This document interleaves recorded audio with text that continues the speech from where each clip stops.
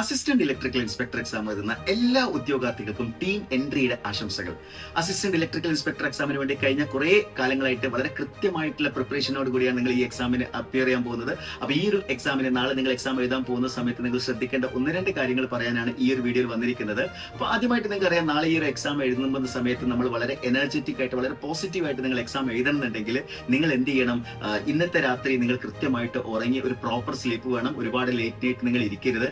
അതേപോലെ തന്നെ നാളെ എക്സാം സെന്ററിൽ നിങ്ങൾ 1 മണിക്കൂറെങ്കിലും നിങ്ങൾ നേരത്തെ എത്തുന്ന രീതിയിൽ നിങ്ങൾ പ്ലാൻ ചെയ്യുക.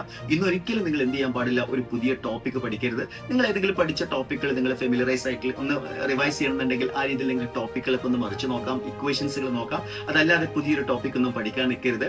അപ്പോൾ നാളെ രാവിലെ കൃത്യം എക്സാമിന് പോകുന്നതിന് മുന്നേ ആയിട്ട് തന്നെ ഹോൾ ടിക്കറ്റും അതേപോലെ തന്നെ ID കാർഡും ഒക്കെ നിങ്ങൾ കൃത്യമായിട്ട് കയ്യിൽ കരുതുക. അപ്പൊ നന്നായിട്ട് എഴുതുക. നിങ്ങളുടെ കഴിഞ്ഞ ഈ ഒരു 2-3 മാസങ്ങൾക്കിടയിൽ നിങ്ങൾ പഠിച്ചിട്ടുള്ള അല്ലെങ്കിൽ നിങ്ങളുടെ ആ ഒരു പ്രിപ്പറേഷന്റെ റിസൾട്ട് ആണ് വരാൻ പോകുന്നത്. വളരെ കോൺഫിഡന്റ് ആയിട്ട് എക്സാം എഴുതുക. എക്സാം 2 രീതിയിൽ വരാം. ഡിഫിക്കൽട്ട് ആവാം, ഈസി ആവാം.